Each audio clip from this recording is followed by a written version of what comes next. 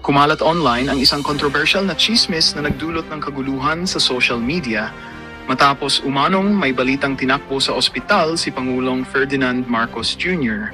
dahil sa isang medical emergency. Agad itong naging viral lalo na't hindi malinaw ang pinagmulan kwento at marami ang naglabasan na sari-saring bersyon. Habang lumalakas ang ingay sa internet, marami ang nanawagan na huwag agad maniwala sa mga hindi beripikadong impormasyon. Dahil sa biglaang pagkalat ng espekulasyon, napilitan ng Malacanang na maglabas ng paunang pahayag na nagsasabing iniimbestigahan nila ang pinagmulan ng maling balita.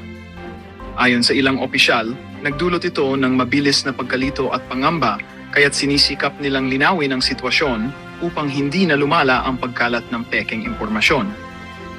Samantala, patuloy na sinusuri ng mga fact-checker ang mga post na nagpasimula ng usapan. Habang umiinit ang online na rumor, may ilan na hakahakang nag-ugnay kay Vice President Sara Duterte sa posibleng pag-upo sakaling may pagbabago sa liderato, isang spekulasyong agad ding tinawag ng mga analyst na purong imahinasyon ng social media. Ayon sa mga eksperto, patunay lamang ito na napakadaling kumalat ng maling balita at napakahalagang manatiling maingat ang publiko. Sa ngayon, hinihintay ang opisyal na ulat ng Malacanang upang tuluyang tapusin ang usaping nagdulot ng sigalot.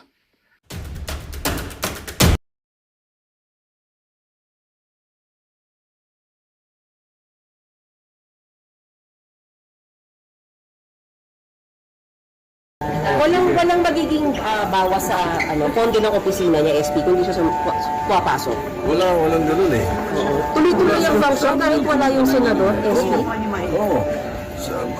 Napakaraming congressman na ginagawa yan dati at di nyo ini-question. Nako, yare! Nako. Paminsan-minsan pa lang itong si Tuta Soto tumatama din. Yan dapat!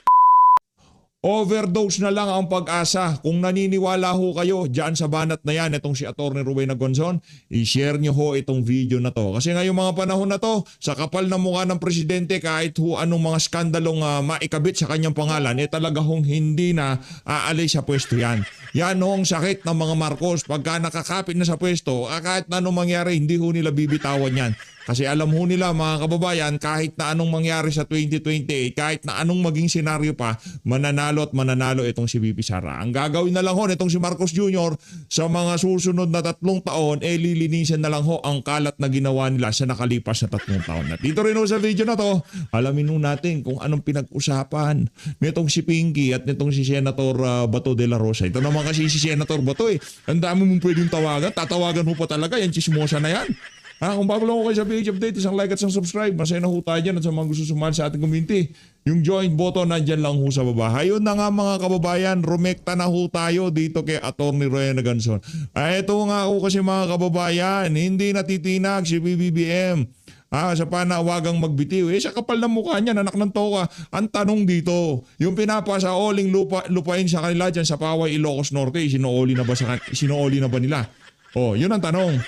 Sa kapal ng mukha ng mga Marcos na yan, anak ng tokwa, kung yung Marcos resign lang na panawagan, hindi ho nila ikakahiya yan. Anak ng tokwa, naging diktador nga amon yan eh. Nagnakaw nga sila ng bilyon-bilyon sa Pilipino nung panahon ng tatay niya di ba? Patakin mo, dalawa lang pa mo, sandamukal yung pares mo ng sapatos. Ano yun? Diba? Ganyan ho yung mga Marcos niyan mga kababayan. Ito, rekta ho tayo kay Atty. Rowena Gonzon. Overdose na lang ang pag-asa. Ayan, naniniwala ho kayo na overdose na lang ang pag-asa. Hindi ho tayo nananalangin na ma-overdose ang kung sino pa man. Pero kung talagang addict yung mga yan, base dito kay Senator Amy Marcos, nag-aalmusal siya ng Mary Jane, at nag-merienda siya ng Coca-Cola, hindi ho malabong mangyari yan. At kung dumating man yung punto na yon, wala tayong magagawa. Ika nga, sundin natin yung succession. Kung sino susunod sa kanya, dapat doon mapunta ang pwesto, hindi sa mga komunista. Eto, rekta ho tayo kay Pinky. Pinky, ano balita? Well, it was in jest, because doon sa... Game. Well, it was in jest, because doon sa chat group namin, meron kami lahat ng all senators. So, I found time na kumustahin lang siya. Sabi ko, kumusta ka na? Mag-ingat ka lang, gano'n. Ang biro niya lang sa akin, sir, i-break ko yung record mo sa pagtatago. Tapos may hack yun. So when was the class, sir? Yung During our budget deliberation, mga Senator Bato, hindi mo pagkakatiwalaan itong si Pinky. Anak ng toko, yayariin ka nito. Ilalaglag ka nitong mama na to. Ang dami mong pwedeng pagsabihan, mantakin nyo, yung pinag-usapan nila rin Senator Bato de la Rosa, wala akong kaabog-abog, ilinabas ho niya sa publiko. Di ba? Hindi kasi pagka nagpakita talaga si Senator Bato de la Rosa, pag nagpunta siya sa Senado, sa napakatindi ho ng saltik sa utak ng administrasyon na to, hindi na ho siya palalabasin dyan. Gagawin ho nila yung ginawa nila dito kay dating Pangulong Rodrigo Duterte. Tama yan, Senator Bato. Magtagulang ho kayo. last week, sir? Nung hindi siya pumapasok na. Hindi naman sa Kinumusta ko last lang week siya. lang. Hindi naman last week lang, sir. Hindi naman, mga 2 weeks ago. Okay, sir. So, ganun lang, sir, tapos wala na kayong binigay na advice sa kanya. Sabi ko, magtago ka mabuti. Sir, hindi niyo i-advise na lumutang na. Biro lang yun. Biro lang yun. Dapat in-advisean mo siya kung ano yung ginawa mong pagtatago nung ikaw nagtago. Diba? Advisean mo siya. Seryoso. Sir, hindi niyo ba siya advise Wala pa na lumutang na? wala pa na official warrant eh. Kaya nga, sir. Kaya, Pero ayun, sir, sa issue ng mga absences, hindi ba dapat issue yun na nag-absent siya? well, mamamarkahan siyang absent. So, meron kami sa rules na pagka 30 days, meron yan eh, na merong certain number of days na continuous absence sa session para may sanction. I'm not sure. I have to Ano review. parusa, sir? Ano pong parusa?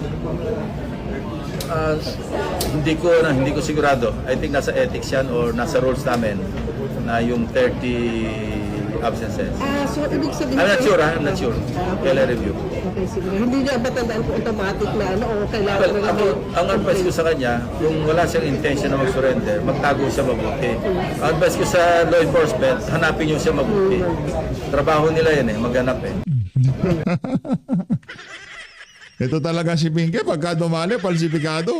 O sa law enforcement, hanapin nyo daw siya mabuti para kay Senator Bato de la Rosa, magtago ka ng maigi. Diba? Mga tauhan ni Marcos Jr., palakpakan natin. Dito tayo kay Tutaso to, ano naman ho masasabi niya diyan sa paghahanap nila na yan kay Senator Bato de la Rosa. Game. Sense ni Senator Bato. Sabi mo, Senrin, dapat daw i-revisit yung rules para, kasi no work, no pay dapat pag empleyado. Kayo ba, sir, no work, no pay pag absent kayo? Hindi. Walang ganong rules sa mga legislators eh. Opo. In any of our rules or even in the Constitution.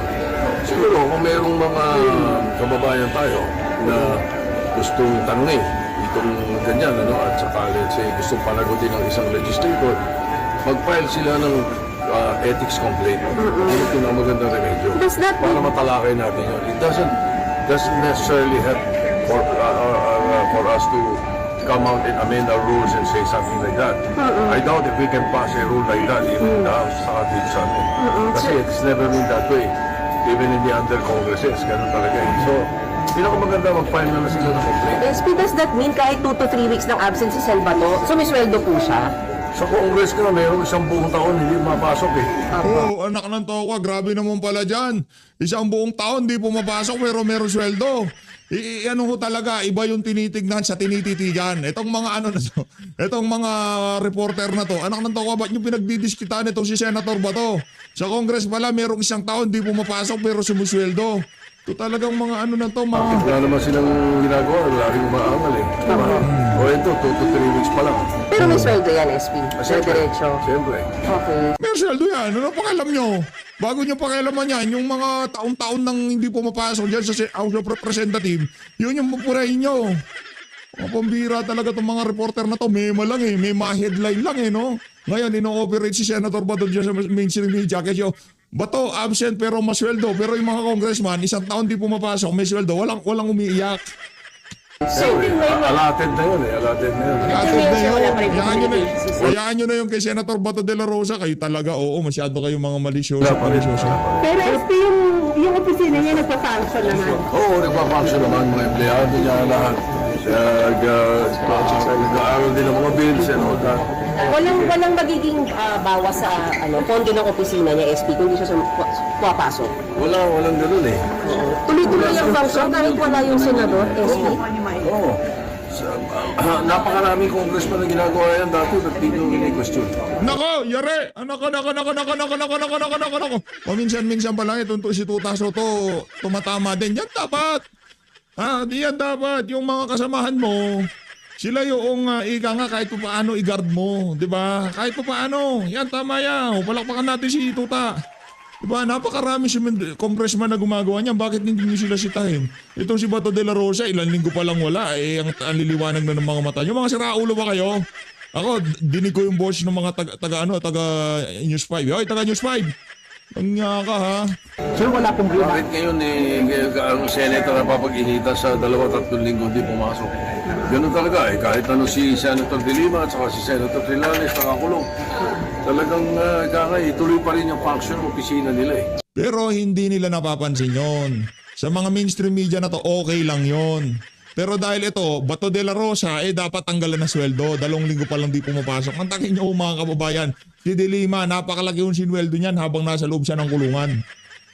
Sir, walang personal correspondence si Sen Bato sa inyo? Wala. Kahit text message? Wala. Sir, mag-file na lang sila ng complaint sa ethics para sa kalakyan. po ba kayo na walang reenacted ba? File na reenacted ba? Sir, kasi masigit yung timeline. Nakaka-addict ho yan mga kababayan, yung hinahabol-habol na media na ganyan. Nakaka-addict yan. Yung iba mga naging politiko, yan lang yung hinahabol nila sa totoo lang. Pero lang si Lito Lapid si Lito Lapid, ano lang yung talaga yan. Yan, basta may kabayo yan, binigyan niya ng kabayo tapos nausapan niya nga.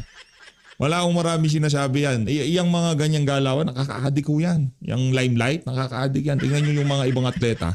Hindi sila makapag-retire kasi inahanap-hanap ho nila yung hiyaw ng mga fans. Ito naman, mga politiko, inahanap-hanap nila yung atensyon ng publiko, media, ganyan ho. Kaya yung iba, di ba, kala mo papahinga na, retirado na, maya-maya papasok ulit sa politika. Yan ang hinahanap-hanap nila, yung pinahabol-habol ng mga media, mga ganyan eh. Mga ano yan, mga hayok sa publisidad. Correct? Ito naman yun mga kababayan. Ano lang, we're just stating the facts, ka. Dito tayo, yung si Boy Overdose. Overstress, yan. Dito tayo kay overdose sa pulburon. Ano ba? Nakaka-overdose yung pag na-overdose ka doon, anong mangyayari sa inyo? Yung blood sugar nyo, to the moon yan sigurado. Dito tayo kay Prof. Ana Malindog. Uy, palakpakan. Game. Ito po yung mga issues involved sa ating government ngayon, no? Issue ng korupsyon. Ang nabubuksan pa nga lang is itong sa flood control projects. Mayroon pang mga nababanggit na doon sa mga iba pang mga projects under ng DPWH. Meron pang doon sa farm to market road. Farm to market. Pati hindi talaga itong si Boss Edman. Magaling. Pala, meron pang issue dito sa presidente po natin, no, as per atin ng Pangulo.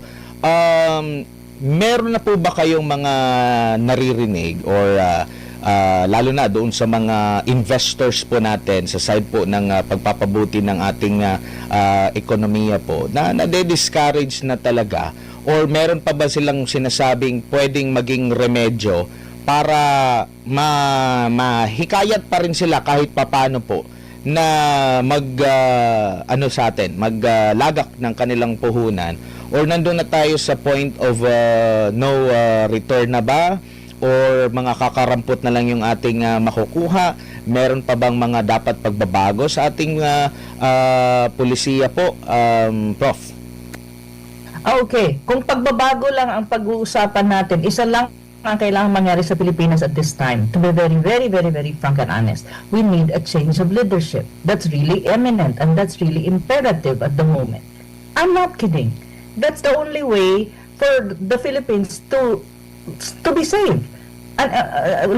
Short term and long term. Kasi wala na tayong credibility sa buong mundo. Lagi tayong nasa headline. Kanina, nabasa ko, nag-check ako ng international news, headline na naman tayo regarding Russia. Yung sinabi ng Ministry of Foreign Affairs ng Russia. And then, headline tayo about massive corruption in government. Headline tayo na sinasabi ni Senator Amy na drug addict ang kanyang kapatid. Headline din yun. Hindi lang isang media entity yon, maraming media entity kasi I'm always trying to kumbaga nire-review ko lagi at chine-check ko, minomonitor ko ang international news kasi I have to be kumbaga updated sa mga nangyayari sa mundo. That's part of my area of expertise, kumbaga. So, yan. So, do you really think ang mga seryosong investor ipapasok sa Pilipinas para mag-invest kung ganito ang image natin? Pangalawa, may report na, 'di ba? 40% ang bumabagsak ang ating foreign direct investment.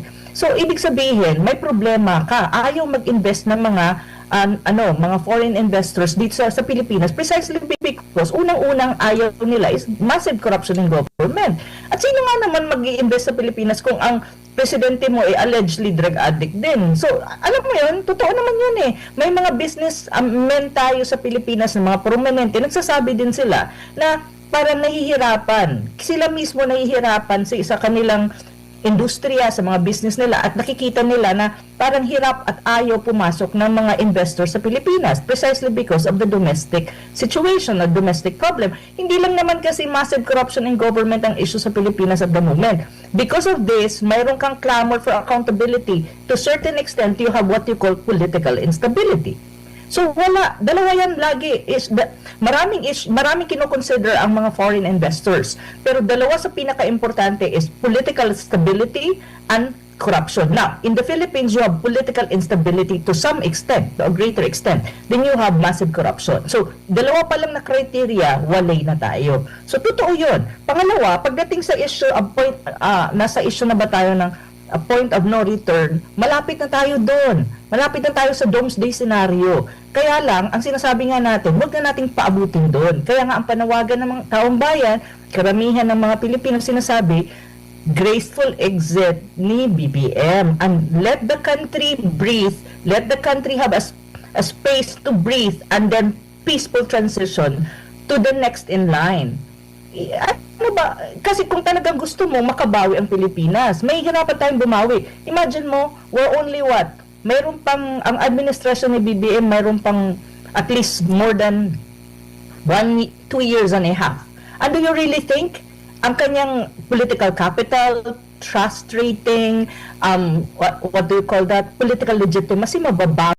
Nako, meron ho tayong promo video dito galing sa ating idolo na na Banateros, itong si Jay Guevara. Malupit ho yan. Meron ho siyang napansin sa mga posting ng News 5 eh. Tayo naman ho, hindi na ho tayo nagtataka dyan. Ano ko, may ari dyan eh, aso ni Marcos Jr. eh. O aso niya si Marcos Jr. Dalawang bagay lang naman yan. Yang may ari dyan sa News 5 eh, aso siya ni Marcos Jr. o aso siya ni Marcos Jr. kasi bilyonaryo yan eh. Alam nyo naman ho yung mga mga bangag. Di ba? Ano ho yan? Talagang linalapitan ho yan yung mga mapipera para marami ho silang panggamit ng pulburon. Nga. Mamaya ho, abangan nyo ho ito. Malupit itong kay kay Jay Guevara. Subscribe ho kayo. Isa sa mga Banateros. Maprinsipyo ho yan. Nga, hindi ho yan na pala pabalabalentong. Ano lang ho yan, focus lang yan sa tama. Pagkatama, alam nyo naman ho ang motto ng mga Banateros, di na ho natin kailangan sabihin yan, di ba? Correct. In a matter of 2 years? Of course not. Why? Kasi tingnan mo, may nakulong na ba? Ang passport nga ni Saldico hindi pa cancel. Nauna pa nilang ipa-cancel yung kay Harry Roque na passport at saka yung ibang nakalista doon sa kaso na affiliated si Harry. Nauna pa kaysa kay Saldico. Nasamantalang si Saldico, ngayon, sinasabi nila may kaso na, andyan na, hindi nga nila mapakancel yung passport eh. Diba? So, how would you really account for all of these things? So, mabiblame mo ba ang mga foreign investor kung ayaw nilang pumasok sa Pilipinas? And one thing more, look, kaaway mo, ang BBM government is antagonistic sa China. So, China will not invest seriously in the country at the moment. I'm not kidding. On the other hand, kandyan ang Russia. medyo binabangga-bangga mo rin allegedly dahil doon sa report. And then do you really think the allies of this country who are members of BRICS, the strongest economy in the global south at the moment, will be interested in investing the country with all of this plus the geopolitics na nangyayari? Oh my God, ang United States, are they investing in the Philippines really? Seriously speaking, or they're just focused on defense and military, using the country for their own purposes? You see, this is the reality of the country. So, sorry, kung wala tayong, yun na nga sinasabi ko, hindi natin kailangan patagalin ang sitwasyon na dumating tayo sa point of no return. There's always a way. Pero ang problema, ang sabi nga ni BBM kahapon, according to the PC, yung press statement nila, hindi siya bababa at tatapusin niya ang kanyang termino. Sabi ko, good luck to the Philippines if that's the case. So, ibig niya sabihin, kagalitin niya talaga ang Pilipino. My God, sabi ko, hindi dapat tayo umabot sa ganun punto eh. Pero, well, as you can see, sabi nga ni VP, sabi ni VP Sara, nasa DNA. Oh, well, Opo. yeah. Prof, bago lang si partner MJ, ang aside po ng ating defense sector, kilala na po nila sino po yung mga makakaliwang grupo na konektado sa CPP, NPA, NDF, no? Lalo na nung panahon ng Duterte administration na unmask talaga, no? Alam ng AFP You know talaga napuruan eh. Sila ho talaga yung napuruhan, yung mga makakaliwa. Kaya yung galit ho nila kahit na nakakulong na itong si dating Pangulong Rodrigo Duterte, hindi na ho pang makatao eh. Kinagalitan lang naman ng Duterte administration itong mga ano na to, itong mga salot na komunista na to dahil doon sa kanilang kanilang pinaglalaban na wala ng ideolohiya. Ang ginagawa na lang ho nila ay manakot, mangikil. Yun na lang ho kasi ginagawa. Ayaw ni Tatay Digong yun. Ba't ayaw niya yun? Dahil pagka ganon ang kalakaran sa isang komunidad, hindi ho yan uunlad. Walang papasok ng mga mamumuhunan dyan. Anak ng tokwa, di ka pa nag-uumpisa, kinikikilan ka na. Hinihingan ka na ng kung ano-ano. Pagka hindi mo na pagbigyan, nandyan na yung mga equipment mo. Bukas ang umaga, tostado lahat yan, sigurado. Di ba? Yun ang ayaw ni Tatay Digong. Siyempre, itong mga to, money is life sa kanila eh. Yung mga makakaliwa, naku, money is life yan. Yung nangyaring rally na yon, alam nyo ho ba, ilan dapat ang darating doon? Siguro yung, expected nung nagbigay sa kanila ng pera, mga nasa 12,000 yan. Gaano karaming dumating? Nasa 6,000 lang. Bakit? Kinurakot na yung pambayad doon sa 6,000 mga relista siguro. Kung sino man yung mga organizer dyan. Diba? Wala tayong papangalanan kasi pinonduhan ng pamahalaan yan. Yung mga rally-rally na yan. Yung patayo-tayo nito si John Bikram Julia na yun. Diba? Yun? Scripted lahat yun. FP to, alam ng militar, alam ng ang tawag nito ng Department of National Defense. Vocal sila ito during past administration. Pero ngayon, nagkaroon nga ng rally, no? Kamakailan. Wala tayong narinig sa kanila. No? Di ko alam kung meron bang sinabi, pero hindi ganun ka-hype unlike sa nakalipas na mga administration patungkol dito sa mga konektado sa CPP, NPA, NDF. Pero maalala natin noong November, kalagitnaan ng November na magkaroon po ng anti-corruption rally din, no? Yung iba't ibang religious group, no, yung INC, tapos iba pang organization led by General Pokis. Na brought up agad yung issue po doon sa involvement ng China, foreign funded daw. Itong daw lang kasi hindi pa nila ma-confirm kasi nakita nila na marami daw mga pagkain, kumbaga parang maayos daw yung naging rally, protesta, no? Hindi po ba kayo parang naiiba na po yung sa side po ng ating military ngayon pagdating po dito, pag-deal po dito sa tunay talaga, para bang natatabunan na, meron na bang mga nag-compromise dito sa mga issue, legit na issue na pag-uusapan po, Prof? Yun na nga ang kinalulungkot ko sa ating mga kapatid diyan sa Armed Forces of the Philippines. Alam ko naman na karamihan diyan matino eh. Pero sa isang organisasyon laging may naiiba.